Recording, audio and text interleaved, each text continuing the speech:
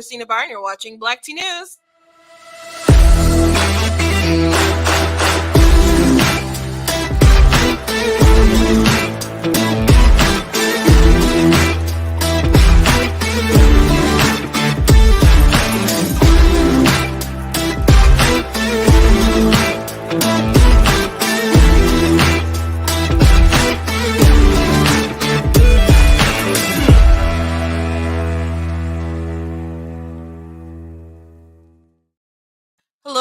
Hello. Welcome to Black Tea News. I'm host Christina Barr, and today we're going to be talking about this viral video of the Vanta Lord, which everything he posts basically goes viral because he has over 3 million followers on TikTok, and he decided, I guess he thought really hard, and or maybe he didn't. I don't know. It doesn't seem like, I don't know. People can think really hard and ponder themselves into some really, really weird places, and we'll be seeing that today. But he had a really bad take on Roe v. Wade, and I know we've been talking about it a lot, but man, I saw this and it like was so ridiculous. It like inflamed me. I did like a quick like reply on TikTok, but I'm like, I didn't say all the things I needed to say, so I was like, I'm gonna do it live. So we're going to be talking about that today. Also be talking about this back and forth exchange that Senator Hawley had with a Berkeley professor on, who can give birth.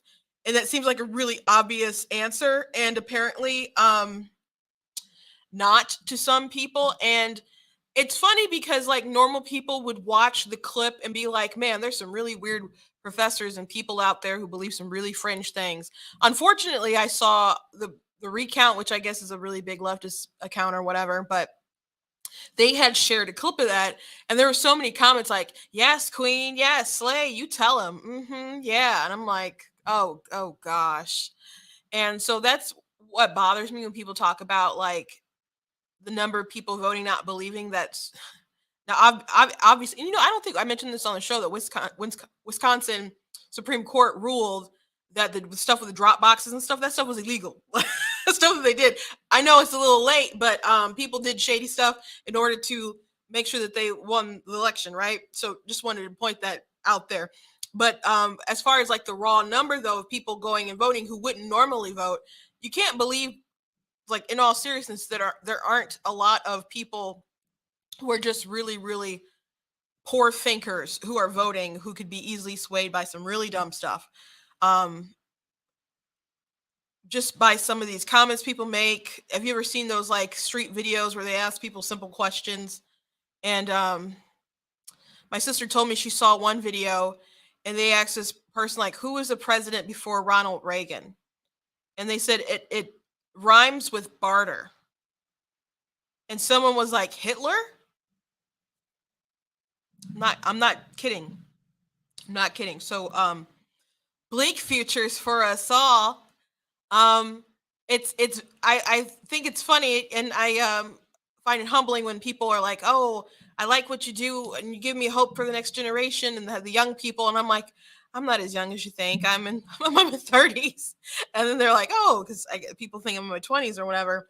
And I'm like, no, I'm concerned. But there's some really bright people out there. Unfortunately, we just have a cesspool of madness, and you get these big influencers and stuff who some of it they go along with the flow because they feel, I don't know, pressure, social pressure to kind of join in. Like a lot of people joined in with the BLM stuff because everyone was doing it. But there's also people who reach out and big lovers of power, including the White House, the literal White House, going to celebrities and influencers and saying, hey, can you tweet about this? Here are some talking points. Can you TikTok this and that? That actually happens. So not all of this craziness is organic, and we need to be aware of it and really, really fight back. So one of the many reasons why I do what I do. So I want to encourage you guys to go to blackteennews.com.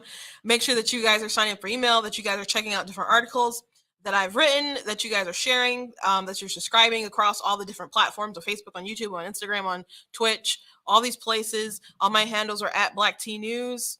That's black like the color, tea like the drink, with the exception of Twitter. That one is at True Black Tea. And True Black Tea is also my backup TikTok account, which I've been posting there a lot lately. That's pretty much become my main page for reasons. But If you would like to support what we do like on the site and would like to financially support Black Teen News, you can go to blackteennews.com/donate. Appreciate every gift that you guys give. I appreciate everyone who shares, who tags people, encourages other people to watch the show, like the page. Very appreciative of it all. If you want to go the extra mile, you can go to blackteennews.com/donate and support that way. Also, there's different merchandise that you guys can get, like the "I am not the victim you're looking for" shirt. We got the "My Money, My Business," and we got Black Teen News mug, and "Make Crack Whack Again, Trump 2024." I got an idea for a shirt. I didn't have time to make it yet, but I will post it as soon as I get the idea, and I'm sure a lot of pro-life women will appreciate it once it is up, and it will trigger some folks out there, and I will be happy, more than happy to do that, to trigger you. Anyway, I want to thank Brighter Michigan Pack, who does not care whether you are triggered or not. If I say something today that upsets you, they don't care, I don't care. It doesn't work like that. I've just used the space, and I really do appreciate all the work that they do, especially in Michigan, to uplift conservative voices and to spread those sort of messages around. So you guys know that I like to start with something humorous. I do not have a meme today. And it's not actually that funny because we're living through the horror in this nightmare, but it's mocking the administration a bit and it's informative. So inflation broken down by month/reason. 2021. We had transitory. Do you guys remember that? Oh, then it moved on to greedy corporations. Oh, then it was supply chain bottlenecks. Is this like giving you guys flashbacks? You guys recall? I recall all this stuff. Then we hit 2022. Oh, still supply chain bottlenecks. And then it was oil prices that they don't plan on bringing down, by the way. And then it's Putin's price hike. And so now we're at June, and it's just insert new excuse. And it's always going to be a new excuse. And it's not Biden's fault alone that there's inflation, and everybody actually plays a role in that, I believe, because we were spending crazy money during the pandemic, and some people were like, well, we didn't need to spend as much as we needed to, and we definitely didn't need to spend all the money that Biden spent when he came in, and they did their American Rescue Plan, which they were like, it's a COVID bill, and it wasn't a COVID bill, right? And they still want to push things that will spend a lot of money, cost a lot of money, knowing that just printing money is not a good idea, and it's contributing to all these things. And so, we had gas prices and inflation, all kinds of stuff going up prior to being involved in Ukraine, and which, by the way, we are giving them still more money, and we are going along with the war. And at this point, who knows when it shall end. But I really, really, really, really dislike, and I've said this before, I dislike how Biden is so fixated on blaming Putin, because it just sounds like we are losing to Putin. We're in a proxy war. We are, and he keeps saying we are losing to Putin. We fill it at the gas tanks in our grocery stores or whatever. If he wants to blame it all on Putin, it makes us look weak, and like Putin is winning, especially when their ruble's doing okay. If they're selling oil to other places around the world, they're not winning. They didn't win as readily as they hoped that they would, but it's still going on, and Ukraine's not winning. So Biden just makes it seem like we are losing. So what's the point of uplifting Putin? Because I'm sure they enjoy hearing that in Russia, that Americans are really suffering over here. So what is the point? To just make people double down and support the war efforts? Because we're like, oh, that Putin, we gotta sock it to him. So we'll pay $8 of gas if we have to. We gotta sock it to him because we're so angry. Is that what they're trying to do? Because I don't think people are feeling that way and are going to feel that way.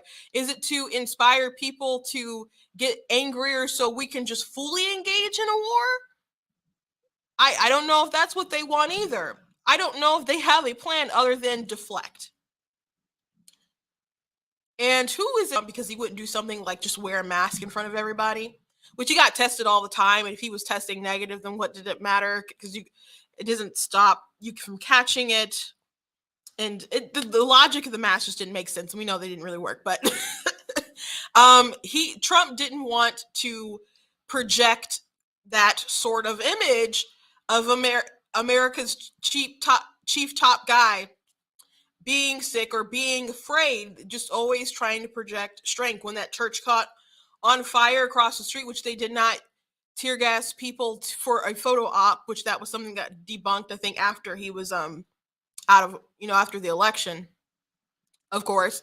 And he went across the street and he held up a Bible, which it was upside down. So people were very upset about that. Like, oh, they use it as a prop. I'm like, you don't understand what he's trying to do as far as like invoke certain feelings and symbols. Like, you had all these people who tried to burn down this historic church, and he's like, no, we're not going to stand for that or whatever.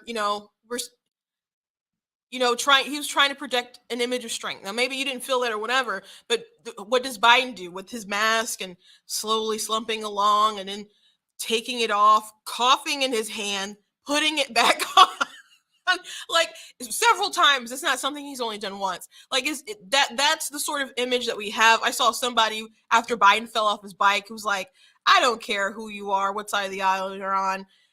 This is not like a good image. People like him, Biden tripping downstairs, and like, that's just like, people trip downstairs sometimes, but like having this image of this sickly, feeble old man who's kind of losing it, who reads the teleprompter as end of quote, repeat the line, in the White House having to scramble and say, you didn't hear what you literally just heard. Here's our manuscript. This is what it said.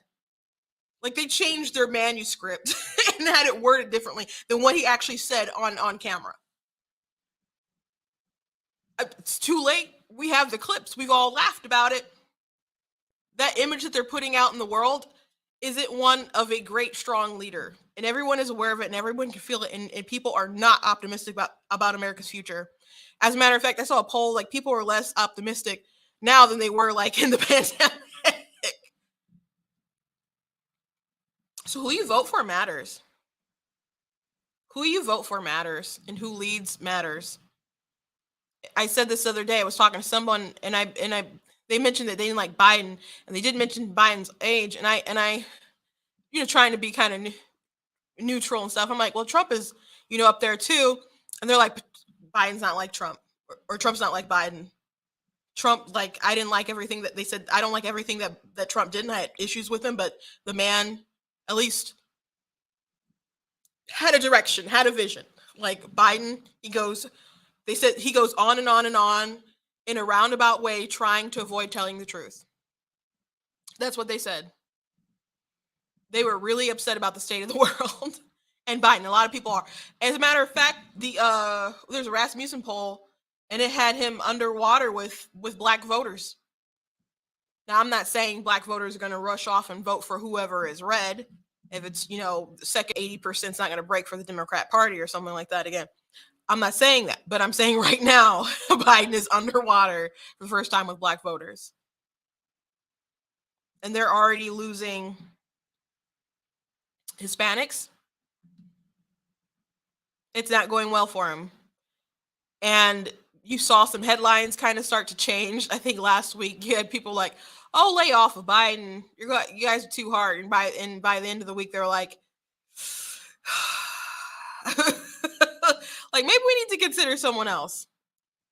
I think they're starting to get that this man, and I don't think it's really his age so much that's people on the major sort of check marks and journalism and deep state, or whatever you want to call them, are that concerned about his age, because if he's a useful puppet, they'll still continue to use him. But he's not giving this kind of vivacious feels that they need or want for certain things to pass, I guess. Like, they don't think he's hot enough about the Roe v. Wade stuff. So they don't think he's probably a useful enough idiot. So we'll see how much longer the president lasts. Frankly, I don't want Kamala to be president. So as much as I don't like Biden, I want him to last until the end, because I really, really don't want Kamala. Kamala was like my least favorite out of all of them. It would just be awful, that cackling fool. But it is what it is, I suppose. Before I get to this Vantelore thing, I want to go ahead and move on to the Josh Hawley thing. But before I do that, here's a reminder. I do have this clip that's a reminder of where we were. I don't know anybody, including Larry Summers, who's a friend of mine, who's worried about inflation. Whoops. Oh, missed that one. Missed that one. A lot of people are feeling inflation, whether they were thinking about it or not. It's on everybody's minds right now. There's nothing they can do other than trying to shift blame. One thing before I want to move on to the Holly thing. Bolton was talking to CNN, John Bolton, and Jake Tapper. I've seen him like in a few interviews, and it's funny because on CNN they are trying to they got bought out or whatever, and they're trying to clean house a bit and try to make it seem a little more neutral. So I'm surprised that Jake is still like taking this position. Now maybe it's what he like genuinely believes. He did an interview with Boris, who's no longer, he had to like step down. But before that happened, he was talking about America and Jake Tapper's like, aren't you concerned about America and democracy? And Boris is just like, no, it's like America will survive. America's fine. Like, you got a new president in after a little scuffle. Like, it's democracy in action. Like, it's still, and the non-American had to say, America's still a shining city on the hill. It's a great place. Don't worry about it. And while Jake Tapper is just trying to spew and evangelize his hysteria around the world.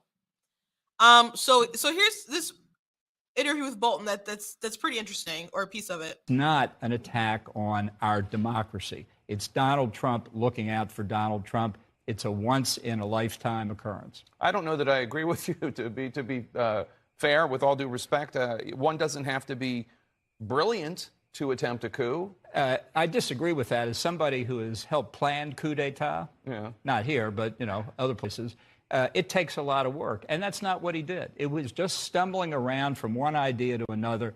Ultimately, he did unleash the rioters at the Capitol. As to that, there's no doubt. But not to overthrow the Constitution, to buy more time to throw the matter back to the states to try and redo the issue. And if you don't believe that, you're going to overreact. And I think that's a real risk for the committee, which is. So, I think it's funny that Jake Tapper he really wants to hold on to this narrative, and a lot of people want to hold on to this narrative. And Bolton hates Trump, by the way. He hates him. But he gave some good advice. Like, you people have a narrative, but if you go too far, you go too far. He's like, just kind of stay on point that this riot, he didn't call it a riot, but I mean, we can all acknowledge it was a riot, right? If you want to say, well, he believes it was Trump's fault, and he's like, go with that. Like, he was stumbling around, he inflamed them, like that. Let that be the narrative. Let that be the narrative. But saying like it was a coup, that's too far. And Jake's just like, what do you mean? But people are pointing out, like, okay, Bolton just admitted that America goes around and does coups. And I don't know how often people like admit that, but I think we all like are aware of it. And then he had to be like, not here, by the way, overseas. I don't know if everyone believes that, but we all assume that America disrupts plans and other things in other countries, and they do coups.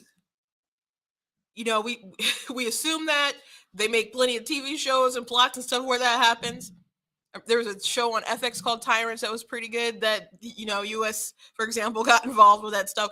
We're not really surprised, but are they supposed to like vocally just be like, yeah, that's what we do and just brag like Jake, FYI, you have to be smart to plan a coup. I know because I've done it.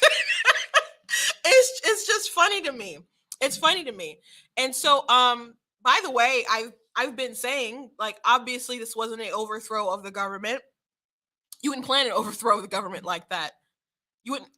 And he pointed out, like, the goal wasn't to overthrow the Constitution, to start a new country or forcibly or something take over. They're trying to stall, to kick it back to the states, to find some kind of legal reasoning to continue to challenge the authenticity of the election. And with the Wisconsin, and I already said this, they did rule that people shouldn't have been doing the stuff with the drop boxes. People did some shady stuff. Now, at the end result, was there going to be enough stuff that changed in that time frame? Obviously not. Obviously not. But they wanted to. There were senators who were like, okay, let's look at this stuff, and Ted Cruz, you know, he laid out a pretty, I don't know, decent reasoning for why they were thinking getting people together to kind of kick it back for a little while, right? So there was this plan that was kind of going in order, but then it got screwed up with the rioting. So the rioting served no purpose. Like people coming to the Capitol, because after that happened, they're like, oh, we better vote this through. And Ted was just kind of like, I understand that, but like, did you believe it before, and now you're just trying to save face? Because it doesn't make sense to just flip all of a sudden. Like it makes sense, like aesthetically, to flip all of a sudden, but to flip because of what happened rather than it being the right thing. So we know what happened. We know what happened. They certified everything, and Joe Biden is unfortunately the president. But no, Trump did not plan to overthrow the government. He did not plan to overthrow the Constitution. They just clearly, and by the way, people believe, you can disagree or agree, but there's people who absolutely believe that they had were acting within the reading of their Constitution. There's people who told Trump, close to him, formerly close to him, I suppose, that no, you don't, there's like no sort of legal way here. You're like chasing ghosts, and other people in Trump's ear was like, no, you have a way. So Trump is going with the way that he wanted to go. And there's plenty of people who are good people who believe that they are just exercising the fullest extent of the Constitution to prevent what they saw as fraud, and to just pretend like all of those people were people who just wanted to overthrow the government and were plotting some kind of grand coup of America, the United States of America. It doesn't make any sense. It's a fantasy. It's a delusion. And it's really weird that Jake Tapper, someone that I think if you had to put a list together of people on like CNN who you would deem probably more reasonable, I think closer to the top you would maybe find Jake Tapper. There are some moments I'm like, Jake, really? But this isn't the first time Jake's like, America's in trouble because of what happened in January 6th. No, sir. No, sir. America's in trouble now. America's in trouble now. And we want to talk about norms. Like, Biden breaks norms all the time. Like, there's a lot of problems going on right now. And I understand people wanting to reflect on January 6th, but I think the committee I don't really think we're learning much to it. And there's been some testimonies that make you raise a row like that doesn't sound true and stuff at all. And it really is just a witch hunt, I think, to continuously damage Trump in the hopes that he won't be able to run again.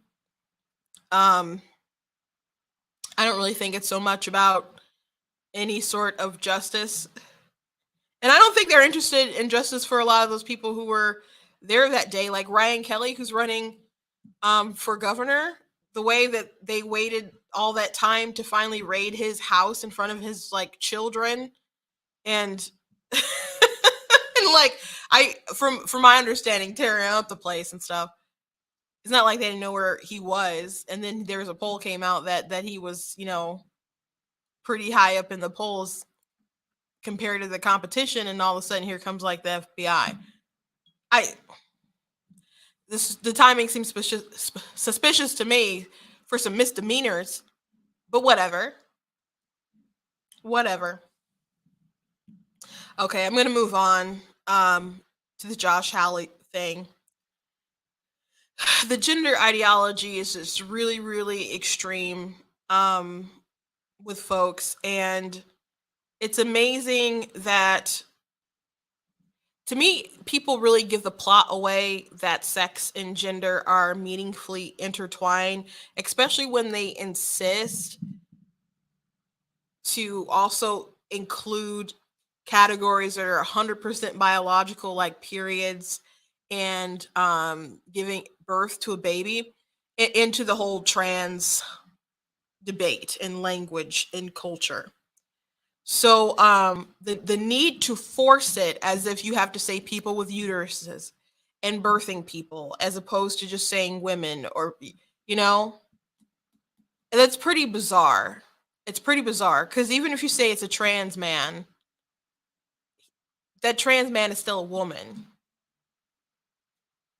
And denying that they are, aren't you kind of, they say don't deny the existence of trans people, but so why can't we just acknowledge that that's a trans man, but they're still a woman? They're not a woman. I mean, they're a woman. A man can't become a woman.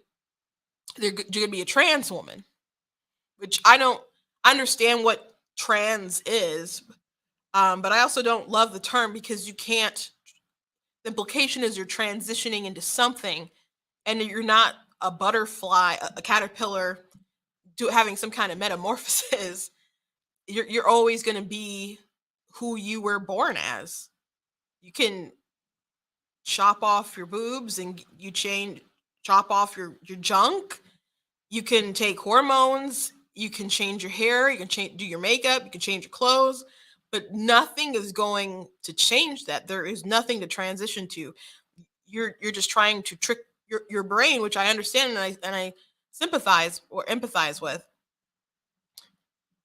But making everyone have to bow down to your language and then say stuff like, if you disagree, you're causing violence or you're denying our existence and we exist. I'm just like, I know you exist. And at this point, you guys are kind of annoying. So I'm well aware of your existence. I'm aware.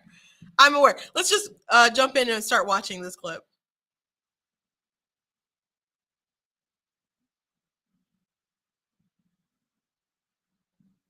Mr. Bridges, you said several times, you've used a phrase, I want to make sure I understand what you mean by it. You've referred to people with a capacity for pregnancy. Would that be women? Many women, cis women, have the capacity for pregnancy. Many cis women do not have the capacity for pregnancy. There are also trans men who are capable of pregnancy, as well as non-binary people who are capable of pregnancy. So this isn't really a women's rights issue. We can recognize that this impacts women while also recognizing that it impacts other groups. Those things are not mutually exclusive. She is. I love how triggered she is. She's so triggered about this whole exchange. So first of all, the capacity thing, because some people try to say, like, if you just say women give birth, they're like, oh, what about women who are infertile? Well, women do have the capacity to give birth, but that doesn't mean that there's not some kind of issues that some people may have along the way that might block them from what's basically usually standard. But we're not going to rewrite things because there's something that's abnormal. For example, if you just went by people counting fingers in my family and I wasn't exposed to, I don't know, everyone else in the world, I would be the odd person out because I have 10 fingers. My parents have 7 kids, and only me and my lone brother were the only ones who have 10 fingers. Everyone else, this is not a joke, everyone else was born with 12, except for my sister Katrina right above me, and she had 11 fingers. Now, you're like, are they all playing steel guitar? They didn't have any bones in them. So my sister Gina, maybe my brother, well, I guess it wasn't my brother because he didn't have any extra fingers. My sister Gina, her doctor just like cut it off. The rest of them, they just tied a rubber band around their fingers and it fell off. So they were born with extra fingers. That's a abnormality. It's not actually how human beings normally have fingers. So we wouldn't say that human beings have the capacity to have 10 fingers. human beings have 10 fingers, and it's true that there may be abnormalities when someone may have some kind of birth defect when they might have extra fingers. This runs on like my mom's side of the family. And there's some other weirder things that, like, I think toes and other stuff. And I think one of my second cousins has bone in theirs. So don't know how that started, but that's on my mom's side of the family. But I've got a normal set of fingers myself and toes. So just because someone has the capacity, you don't have to say stuff like that. Like, women have babies. No one else does. No one else does. And so Josh, of course, he was trolling her. And he's like, well, is this a woman's issue? Because people claim it's women's rights, women's reproductive rights, and other kind of stuff like that. So when you start saying it includes, encompasses other people, then it's not a woman's issue anymore, is it? And I don't think it sounds as sexy when it's everybody's issue, particularly a men's issue, because people don't like men anymore. Senator Hawley. Oh, so your view is that the core of this right then is about what? So I want to recognize that your line of questioning is transphobic, and it opens up trans people to violence by not recognizing them. Wow, you're saying that I'm opening up people to violence by asking whether or not women are the folks who can have pregnancies? So I want to note that 1 out of 5 transgender persons have attempted suicide. So I think it's important Because of my line of questioning? So we can't talk about it? Because denying that trans people exist and pretending not to know that they exist I'm is denying that trans dangerous. people exist by Are asking you? you if you're Are talking you? about women Are you? having pregnancies? Do you believe that there Are you? So that's a large leap of logic. And unfortunately, I hear it all the time. Like, you're encouraging violence. How are you encouraging violence by saying that women have babies and men do not? That is not encouraging violence. And he pressed her, like, what do you mean by that? And because she could have went in a way of like, well, you make people angry and then they attack trans people, and could have said, the rate of trans people being attacked and how many were attacked, which, by the way, trans people are not really like targeted and attacked. They are the cases where they found where they have been harmed and killed, and it's unfortunate when any of that happens, but a lot of them are in dangerous sort of circumstances, like sex work, or they're killed by their partners. So people aren't hunting down trans people to just kill them because they're trans. So I just wanted to point that out. But she didn't even go that route. She said she went into people kill themselves, unalive themselves, if you won't accept them. And so it's interesting. I posted a video some time ago when someone was having a conversation about different mental illnesses and how why gender dysphoria is different, or was questioning why it's different when someone might have body dysmorphia, or someone might believe that they should be thinner or something, so they'll be bulimic, or they'll starve themselves or something, and they'll be anorexic. But you don't affirm like, hey, you should do that to make yourself feel better. We're like, no, you should get some help so you can get to the root of the issues why you're doing that, so you'll stop harming yourself. But with trans ideology, we just go ahead and we affirm it. And so people will get angry if you say that it's some kind of mental condition. But if you don't affirm them, they'll say these people are going to kill themselves. That's it. If we had a conversation about, like, I don't know, my weight, for example, and I was like, I'm skinty. I'm such a skinty girl. And someone was like, nah, bro, no, you're not. This was like, girl, you was like a hefty chick. Like, you were a happy cow. Like, and I was like, no, that's not true. That's not true. If I said, hey, if you keep calling me not skinny, and not just skinny, skinty, I'm gonna do something. Would you think like that's not normal? and there's some issues there. Like, this isn't a normal burden that you just blackmail the entire society with. Wouldn't it be better to try to get to the root of people's dysphoria and why they're feeling so uncomfortable and try to have them work through it, whether it's internalized misogyny or people there was one thing that went viral and someone was talking about how they as a kid they joked about chopping on their breasts. They hated girly stuff, and they said they were so happy that they didn't grow up in this time and age, and they said that they just idolized their brother who's an athlete and other kind of stuff. And they when she tried to play football and other kind of things, it was really, really tomboy. But if she grew up in the age today, they'd probably say, hey, this person is trans, and now so this person have real gender dysphoria. But there's people who are just affirmed in that direction because we've been just taught as a society that you have to affirm these people even though you could be wrong. And there's people who have these questions that if you leave them to their own devices, they will grow up and be they'll grow out of it. Or there's people who will say, you know what, I'm an effeminate man who actually likes other dudes and I'm gay. That's, but not everybody who has these questions are actually have real gender dysphoria. And I have the utmost sympathy for people who actually do. But you cannot kidnap the whole world and force them to comply to your language and your worldview.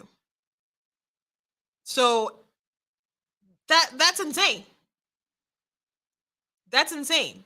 And to tell a senator that he's invoking violence and people will go and they will kill themselves because he's asking questions about who can actually give birth. That's madness. Let's finish watching. Men can get pregnant? No, I don't think women can So get you are pregnant. denying that trans people exist? And that leads to violence? Is this how you run your classroom? Are students allowed to question you? Or are Absolutely. they also treated like this, where No, they're they're told allowed that to they're question. opening up people to violence? We have a good by time in my questioning? class. You should join. I bet. You might learn a lot. Wow, I would learn a lot. I've learned a lot I just in this know, exchange. absolutely. Extraordinary. Yep. She's so defensive. And again, if you missed this earlier, there were so many people on the recount had shared this on TikTok, and so many people in the comments are like, yes, Queen Slay, like let's elect her as president. When's she gonna run? Blah, blah. And you and I watching that exchange, we're like, she sounds nuts. And other people are like, Slay. We're living in two different realities. Now, I think most people would be like, she was triggered in that madness and men can't get pregnant. And most people, and there's a lot of people who are afraid to say that, but no, that's obviously not true. But there's a really, really aggressive, progressive wing right now that is really pushing to make this the norm. And if other people don't stand up and say, no, that's crazy, that's madness, things are just gonna get worse. Things are just going to get worse. So I give it to the senator for going in that line of questioning. But you have to realize that, again, they kind of give away the plot that they don't really believe that sex and gender are separated. Obviously, they're two different words. But the way that they want to include people who into biological realities like pregnancy and periods and stuff, as opposed to just being like, yeah, that's a woman thing, as opposed to saying, yeah, a trans man is also a woman, and just leaving it at women can have pregnant and then you just try to neutralize it and say women, people with uteruses and birthing people and stuff. You're giving away the plot that the biological reality is something that you can't escape. And this is really more about a theological kind of question and a dogma, more than anything. And the emotional blackmail that these people are doing, people talk about like crooks in the church. And I'm a PK. I've heard more horror stories than you probably have. But this is some top tier manipulation of people top tier, especially when Biden gets on TV and says, if you love your trans kids, you will affirm them. And people start going on talking about suicides, and Fox News hosts, a family, and they say, well, we'd rather have a live son than a dead daughter. And they spread that kind of propaganda. And then there's people who are so offended, will get so like, oh, if you call them a transphobe or something. Someone called me a transphobe, homophobic, or whatever. I'm just like,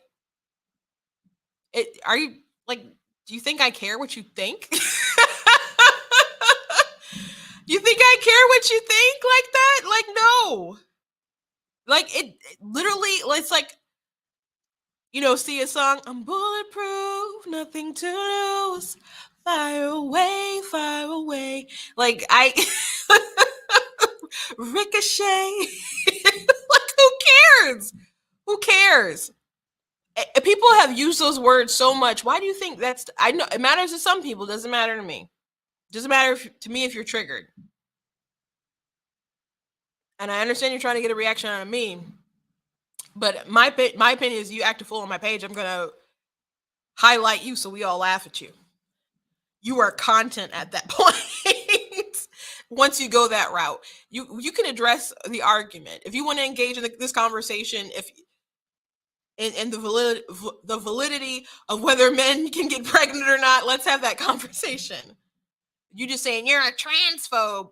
No one cares what you have to say. You can just see your way out and just be mad when we hopefully put an end to this madness. That's where I'm at. This is like a whole religious thing. Last thing I want to point out on this particular topic, a couple of days ago, I talked about this exchange, I think maybe like 2 days ago, maybe it was Monday. So Matt Walsh and J.K. Rowling had an exchange about trans issues, and Macy Gray, specifically Macy Gray. And Matt's thing is like, hey, cowards, even cowardly women who won't speak up, they are partly to blame. They don't deserve like the big blame, but they are to blame because they won't speak up. And J.K. Rowling was like, I'm going to direct all my attention at the people who are pushing this evil stuff, not the people who are like berated online, etc., blah, blah, blah. And I see, I empathize with her point, but I think Matt is like ultimately correct, because the more silent you are about it, the worse this stuff will get. Like that's the actual plot, right? That they know that there's certain people who be too afraid and intimidated, and they will just run over them until they start like evangelizing their radicalism to other people. And all of a sudden it seems like there's more of them than there are of you, and you're still silent and you're more intimidated to speak up. And then they're in positions of power everywhere. And then your world changes. Like, it's how people take over companies with woke stuff. It's how people take over schools with woke stuff. This has been happening for a very long time. There's a particular term to it, but I can't remember off the top of my head, but this is actually like a strategy. So the more people stay quiet, the more it's just going to get worse. And so the last where I ended my article, Matt had asked to talk to her offline. I don't think that ended up happening, probably, but J.K. Rowling was like, I don't think she directed this particularly at Matt. Someone else had talked to her, and she's like, I'm not interested in like basically doing a team up with people who are not feminists, I guess. That's not quite how she put it, but ultimately that was just. And so Matt was like, that's too bad. And he, kind of joking, but not joking, I guess he's a best-selling children's author. He's like, us best-selling children's authors should stick together. And he said, but don't you want to question why you have so much in common with these people other than like the transgenderism, like, but the issue of like men becoming women, women becoming men. Other than that, pretty lockstep with the rest of the stuff that these people believe. He's like, maybe you should question why that is. And so someone else had retweeted Matt, and he had retweeted their thread. I can't think of the name of the user, but they just laid out a really good point about how this is really the progression of a lot of feminist ideas about destroying the fact that men and women, that there are real biological differences. And there are different roles that men and women play. I'm not saying that I want women to stay in the kitchen or something like that, but there are differences to men and women, especially like some of the stuff like the second wave stuff got really, really crazy. And they see it as a this trans stuff is just sort of a natural progression of where they were going, where there's just a blending, as opposed to respecting that men and women, they're equal, but they are very different. So I just thought that was fascinating. I might share that thread later on my social media, maybe reference it in some kind of article. But I thought there's some interesting dialogue going around this topic. And I do think people need to do some deeper reflections on how we've gotten to this place here.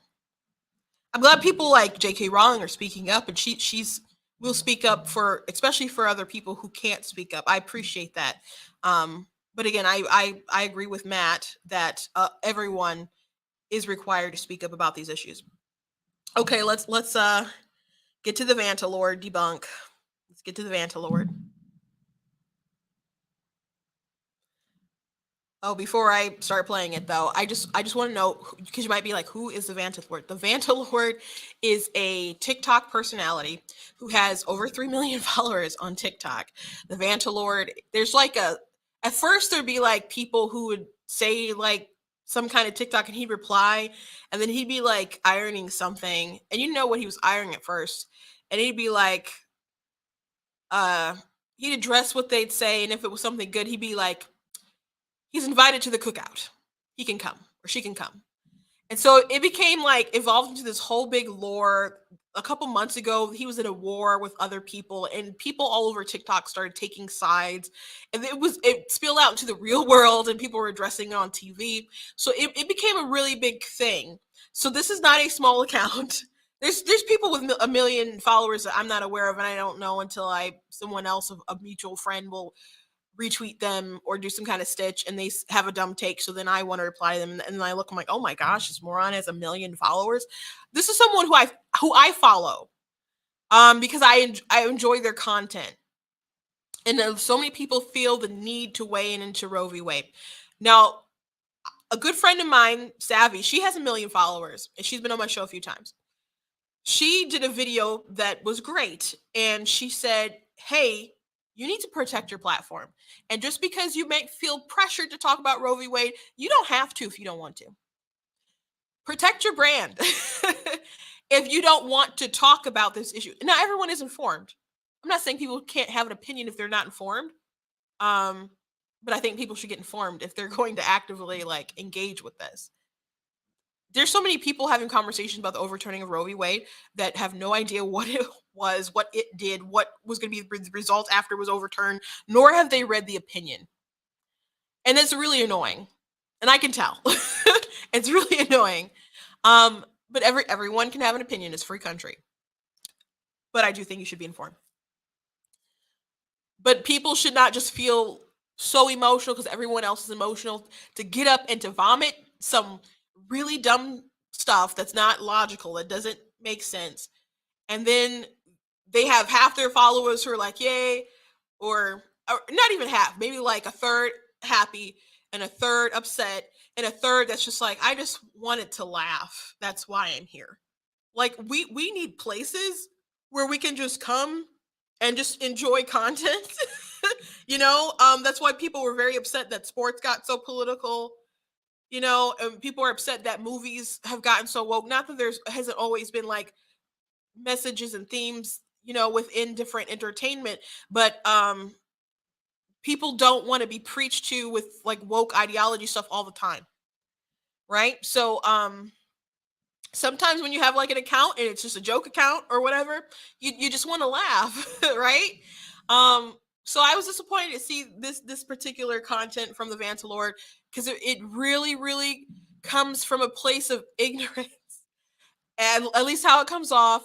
And they're really, really trying to be deep and really, really trying to invoke some particular feelings while they go through it. So now that you have like the backstory of who this person is, again, 3 million followers, let's dive into what they actually said and why I think it's egregious and informed.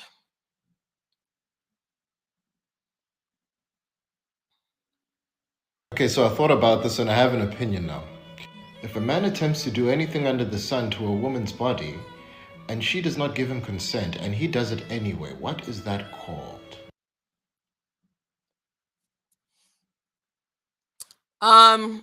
It could be called the Obamacare mandate.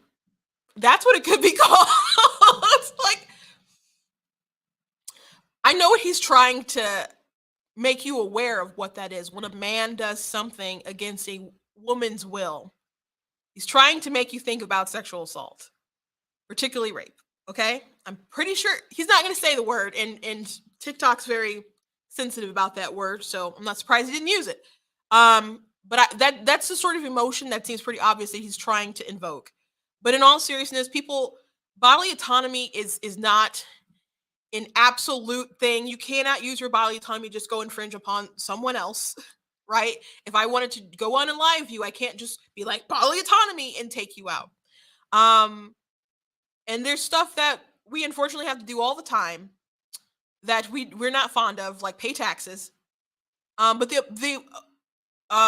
there's, I was trying to remember, there was a case some years ago. There was a woman who owned a flower shop, and two men were getting married, and they were customers of hers, so they knew her, and they wanted a floral arrangement from her, and she's like, that's against my faith, so I can't. You can, like, people could buy still flowers from her, I believe, but she just didn't want to make like a special arrangement or whatever.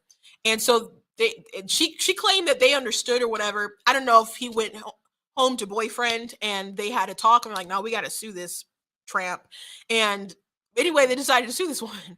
So what is it when two men decide to violate a woman and make her do something she doesn't want to do against her will? It could be all sorts of things, but I understand where he's trying to make you feel. And by the way, women also sexually assault other people. If they're doing it to a man, obviously there's a power difference. So it's usually, men are more aggressive and stuff. So men usually do it more, right? But women do that. And if they do it to a man, they probably have to drug them first.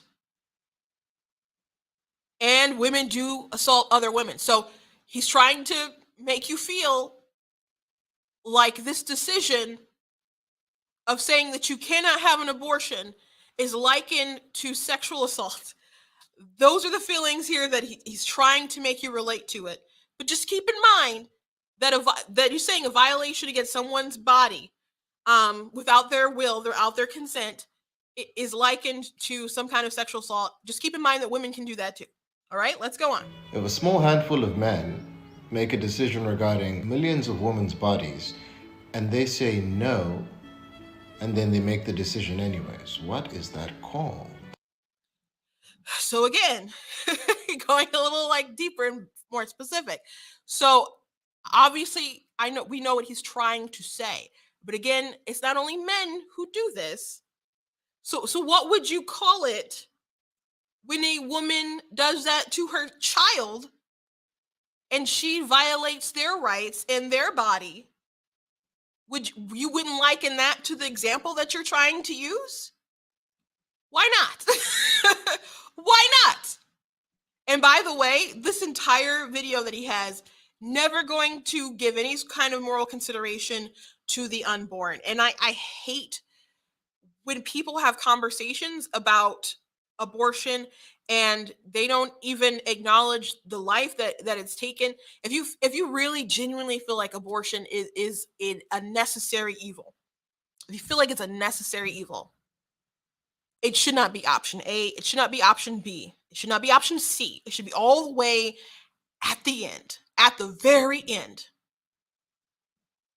But when people just decide to wipe out all humanity, it becomes a first option for people. I talked about how Emmanuel Acho, or whatever his name is, he highlighted a couple different women, one who had an ectopic pregnancy because they want to scare a lot of women with their medical issues and stuff, which that's not a viable pregnancy. And 2 women who had elective abortions. And one of the women was like, basically, the ones who had elective was like career choices and money and stuff. And so the one who was like, my family immigrated over here, they left careers when I got pregnant and I had dropped out of college, I felt really lost. And I'm like, you know what? They didn't come over here and sacrifice all this stuff for me so I could have a baby and keep us in poverty. And I'm like, you don't think the determined immigrants who came over to the United States to make something of themselves could have like survived with you having a baby? Okay. But she said she immediately knew the abortion was for her. I'm not saying that still wasn't a hard decision, but when you say like right away, I knew that was a thing for me. That should not be like your first go-to or your second go-to or your third. Like that should not be like, oh, let me take care of that. You know, like it's a weed outside in your garden. I guess Margaret Sanger referred to Black people like weeds, but I see where he's going. And it's gross. And by the way, Roe v. Wade, if you have a problem with Roe v. Wade and men deciding something and everyone says no, why don't you have a problem with the original ruling of Roe v. Wade? I agree that Roe v. Wade, the situation, clear overreach, but I'm talking about in 1973. In 1973, this body of men decided to overrule all of these states that democratically decided their abortion laws and say, no, you gotta allow abortion. And Roe v. Wade and Casey had to be overturned because Dobbs versus Jackson came to the Supreme Court. And they said, hey, you shouldn't be able to kill a baby after 15 weeks, which, by the way, a lot of Americans absolutely agree with. When you see polls, they're like, oh, we're upset Roe v. Wade got overturned. It's because they don't understand what it did and what happens afterwards, okay? Most people don't think you should kill a baby after 15 weeks. Their major organs have formed. They can sense light, arguably feel pain. If you're having a girl, all like her eggs are inside of her, like she already has her future generation within her uterus. There's a lot going on there. It's very developed at that point. And so this law, Dobbs versus Jackson, could not exist at the same time with Roe v. Wade and Planned Parenthood and Casey. So they had to throw that out. And nobody wanted to compromise other than Justice Roberts, which he got reamed for by the majority. Not the state, like nobody wanted to compromise other than him. And they're like, there's no point in compromising because we're just going to have to be back here later. And they said, we, the Supreme Court, which, by the way, the majority is made up of 4 men, one of them being Black, and a woman who is a mother who's had birth to her own children and also has adopted. But they all decided, hey, this was never our place. There's no constitutional authority here. This is not our place to be some kind of moral dictator of the United States. We have to let this go back to the people and they have to decide it. And for some reason, all these people think that that is such a vile violation. If he wants to argue that that is a problem state to state, he can do that. But Roe v. Wade, I doubt this man has looked at the actual legal ruling. I doubt it. It's such a stupid take. Such a stupid take. Whatever you name these things is up to you. But I would say that they're different versions of the exact same thing, both on the spectrum of control. The type of control that would tell a woman what to wear, the type of control that wouldn't allow her to get an education, the type of control that wouldn't allow her to drive. So, the argument that abortion is about control, I don't understand. If you don't understand how much control is within the abortion industry, you just, again, don't know a lot about it. So many women are coerced into abortions. So many people are lied to. I have a friend, Albany Rose. I've shared some of her stuff. She was coerced by her parents to go get an abortion. They're like, they scared the crap out of her. Like, you're going to get kicked out. No one will love you. And they're like, and they were like religious too. They're like, well, it's okay. God will forgive you particularly, but no, everybody else can't. But you're fine. You can have it. And she was 16. And she actually even I went to a Planned Parenthood, wrote on her records like that she wanted to keep her baby as like a last ditch effort, like someone help me. And they didn't do it. And she wanted to see like the sonogram, and they were like, no, you can't, you won't be able to even see anything. And so after her abortion, she coped by like defending abortion, which a lot of women do after they have one. They just like dive in deeper to defend this thing that they did. And she actually wanted to start a career at Planned Parenthood. And she ended up changing her heart when she was, I think it was 19, and she was pregnant with her daughter. And she sat a sonogram at the same time that she had had the abortion before. And she saw the heartbeat and she saw it moving around. And then she was like, oh, shoot, they lied to me. Everyone lied to me. And once she realized she'd been had, she was like, I'm going to end these people. So she's a fierce defender of the unborn. She's a fierce defender. As a matter of fact, TikTok, last I saw, I think I saw her account was banned actually. So I don't know if she has a backup. I have to find her. She has a very powerful story. But women are coerced all the time. There's women who are sex trafficked, who they'll come in and get abortions. There's more doctors like Gosnell than you care to know. If you're not familiar with Kermit Gosnell, please look him up. Because they didn't even want, when that trial was going on, the media didn't really want to cover it. They got called out for not covering it, and then there were some more people covering it. But Kermit Gosnell, people didn't really want to go after him because they didn't want it to hinder abortion rights and be some kind of poster story. But this was a man whose clinic was so filthy, women would go into his clinic and leave with an STD just because everything was so filthy. And he ended up killing women from his clinic. But they would induce babies and then they would snip their spines. That's how they operated in the clinic. And he got convicted over some viable babies. If you go look up the baby, I think I talked about this yesterday. Baby A, baby B, I don't remember which one it was that they had the, I think you've seen both online. If you look up the Gosnell movie, they still have it online, last I looked. Really tragic stuff. People manipulate you. I don't believe women have true informed consent. People don't know enough about embryology, how developed the baby actually is when they have the abortion. People are very ignorant about the process itself. They hide the conversation with euphemisms like it's a reproductive right. The reproduction's already happened. My body, my choice is not your body. And then people have rants like him, and they don't even acknowledge that a life is taken. And then they're like, well, it's cellular life, but we don't actually think it's a life. Oh, how'd you make that determination to discriminate against this human being that you know is absolutely a human being and will be a baby, like a normal baby in your arms in 9 months' time? How'd you make that determination? Wantedness. Because everyone agrees that like Scott Peterson, well, and I asked them like, hey, do you think Scott Peterson should have been convicted for killing his unborn child? People say yes. There was a woman a couple years ago, her boyfriend tricked her into taking some pills at 6 weeks, then she had an abortion. He got convicted, and people would agree like what he did was heinous. Okay, besides like the woman being harmed in these things, like people do believe that those children have some kind of right to life or deserve some kind of justice. People, when women have miscarriages, they don't go, well, that's irrational because those weren't children. Those are only potential. They weren't actually children. They're just potential lives. People don't do that. They empathize with it because they deep down realize that there's some greater meaning there. But whether you want it is our whole system of rights is being based on. Because if you don't have the right to life, you don't have anything.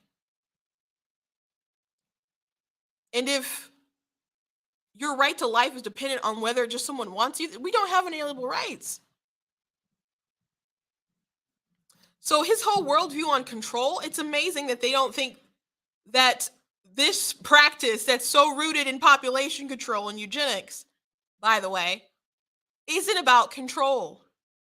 When people, you go to a place, you pay to have the procedure, they sell the remains to folks, or They send it to universities so they can do research, or pharmaceutical companies or our government will pay to have them for humanized mice experiments, all kind of weird stuff. We don't even know all the weird stuff that they want all these babies for. It's an industry. Like I had a conversation with somebody today, and someone brought up, you know, oh, don't you think it's extreme to not allow abortion in cases of rape? And I'm like, if we got rid of all other abortions and only allowed for this exceptional life of the mother, would you be okay with that? And they didn't end up answering. We were going back and forth a lot, but they didn't answer with that one. And then someone else replied and said, well, that would be a really good compromise. I'm like, people won't make that compromise because it would basically bankrupt the abortion industry, because like 99% of abortions will be gone. And they're like, well, there shouldn't be an industry. There shouldn't be an industry, but there is. It doesn't make sense when someone like Elizabeth Warren is going around ticked off that that pregnancy crisis centers outnumber abortion clinics 3-1. I don't know if that's everywhere, but particularly in her state. And she wants to shut them down or go after them or whatever, because she doesn't think it's right that you can go to a place thinking that you are going to have an abortion, and there's all these women and people there working there that say, hey, we can help you, and we want to give you free stuff. We want to give you diapers. We want to give you strollers. We want to give you money. We want to help babysit your kids if you need that. We want to help you with schooling. We want to let you know that there is a possibility that you're able to do this and you can rise to the occasion. We understand that you just need a hand to help lift you up. And Warren says, that's got to stop. That's like one of the most evil things I've heard during this whole entire debate. So it is clear that you have people who are just trying to protect the institution of abortion and don't actually care about the women. In the worst case scenario, the type of control that inspires an episode of American Horror Story. This ruling being overturned is nothing more I haven't seen that. I don't watch that show. than a wide-scale expression of that control. Perhaps the only way they could experiment with such a level of control without blatantly violating human rights. But here's the catch. They have. What we're currently experiencing as a people is one of the most insidious atrocities in human history. So last week I did post, I think it was last week. Was July 5th last week? Maybe. I posted an article about what is the 4th of July to the unborn. And it references the speech that Frederick Douglass gave. And I'm not going to go all into it here. I think you guys should go read it. It's a lot of great talking points. But he's talking about a grave human rights violation and an atrocity. It's interesting that it's not like clicking in his mind that like over 63 million people being killed in the womb by suffocation/starvation, dismemberment. We're talking about being ripped apart limb by limb, crushed by forceps, etc. They're having lethal injection. Those are the ways that they're killed in abortion. Or like burn, I guess, with the saline and stuff. I don't know if they do that a lot, but there are people who actually survive like saline abortions.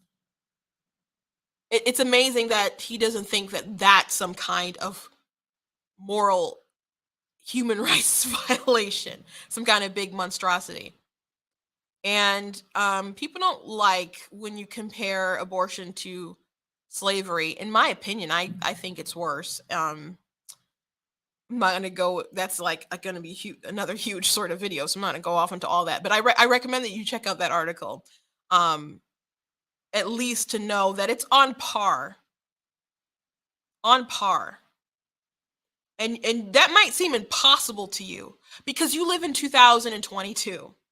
But back in the 1800s, 1700s, etc., people felt very differently about the act of slavery.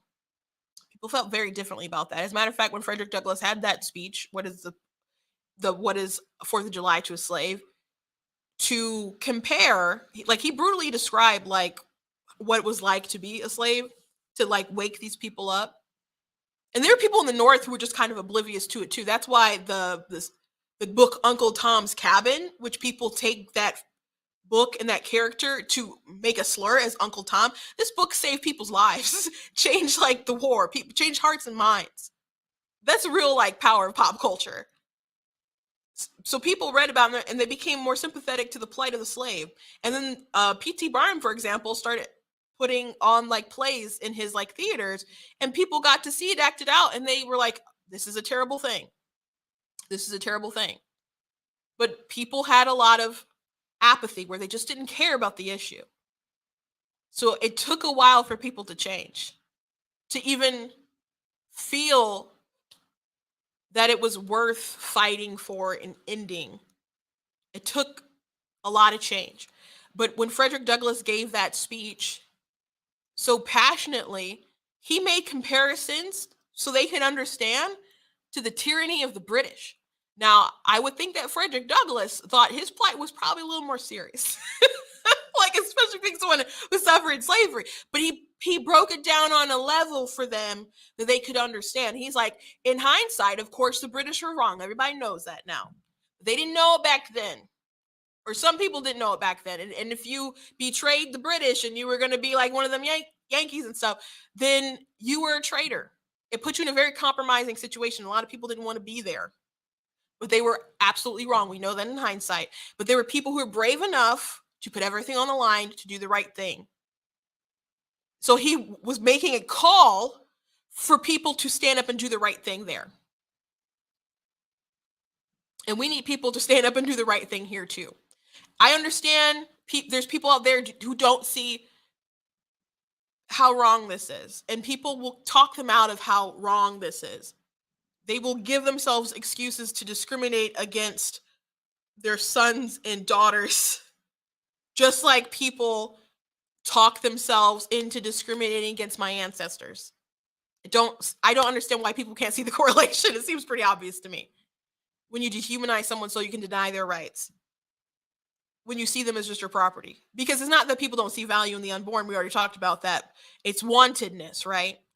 So if they don't have any rights, what are they? Are they just a woman's property, basically? Because they don't become their own person, apparently, until they exit the magical vagina. I don't know why the vagina is that special to these people, that it's like a portal into a personhood. But that's what they're going with. And by the way, that's like the position of the Democrat Party, that a woman should be able to choose whatever she wants up until like the 9 months. And I think everybody thinks that's pretty extreme, but that is like what Democrats are pushing. There is no right to life for the unborn. And that would justify abortion up to 9 months. So it's wild to me that he thinks women not being able to have abortions is the human rights violation and not the violence of abortion itself.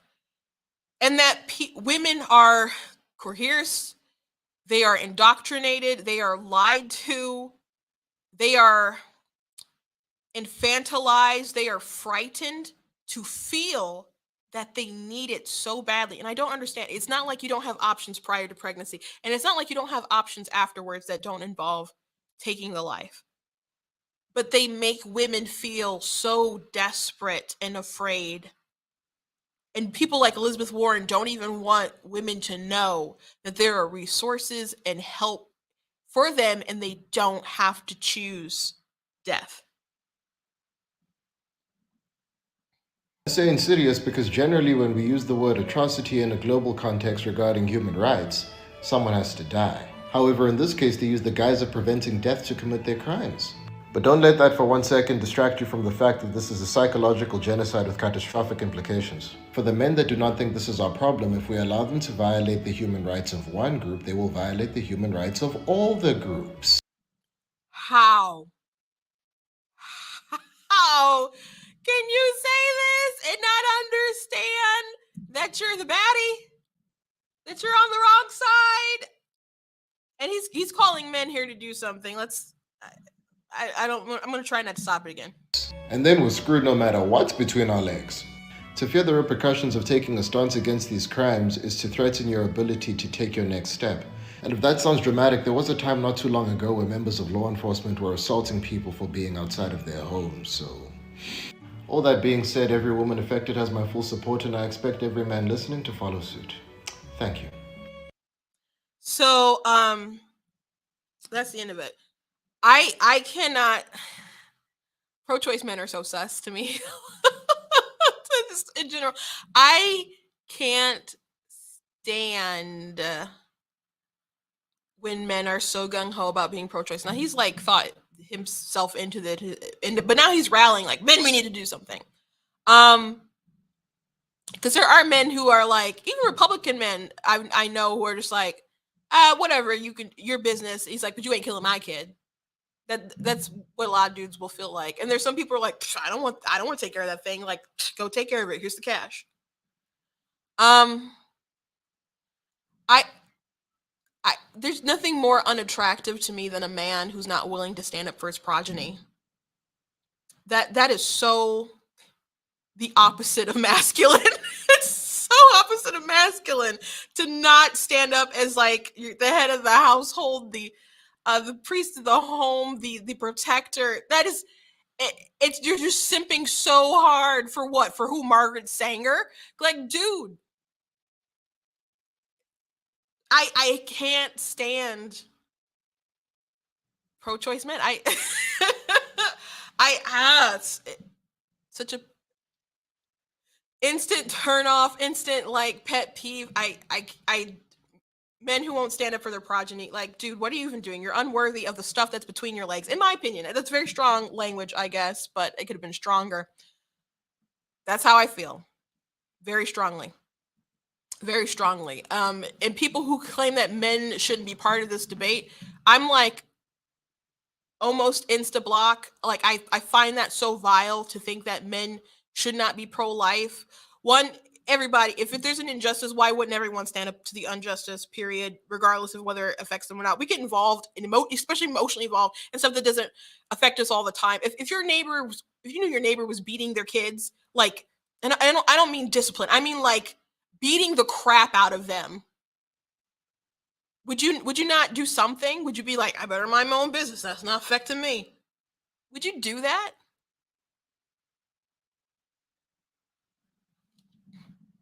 I guess people do it all the time. Is that right, though? I think it's a good thing for people to stand up against injustice. I think that's a good thing. But men are being pressured to not stand up against injustice. And I think that's a heinous thing. So I think it's good that men are pro-life, and I hardcore disagree that men shouldn't have a say. Ultimately, it is a woman's body, but that she not make that baby by herself. That is his progeny. That is his seed. That is his kin. That is his son. That is his daughter. And I don't think it's fair. And I don't understand men who are outraged by it. I don't know if you guys have ever heard men crying outside of abortion clinics, begging the mothers of their children not to take care of their little problem. But I have, and it's very jarring. Like, rip your heart to pieces, terrible. I've known men who've been upset because women went ahead and killed their baby, and then women come back and try to get with them, and they're like, no, you killed my baby. Why would I do that? And there's some dumb suckers that are willing to go back to those chicks. I don't understand men who'd sleep with women who would do that. Like, knowingly sleep with women who would do that. Other than you benefit from them not, if you don't want responsibility, you know that they'll take care of the problem, I guess. It's just something beyond me that I can't get. And I don't want to understand it, to be frank with you. I like to understand things. I don't want to understand that sort of logic, that sort of warped thinking.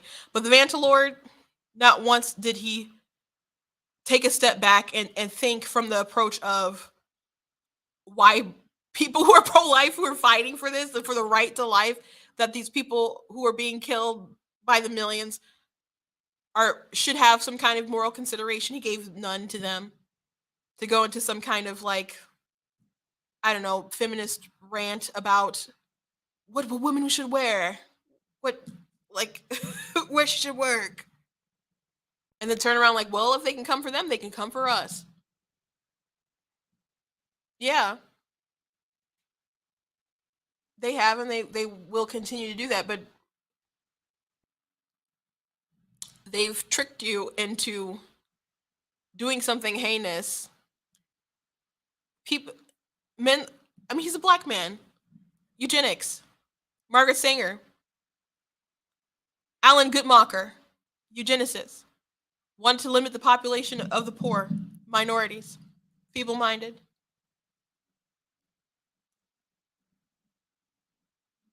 So I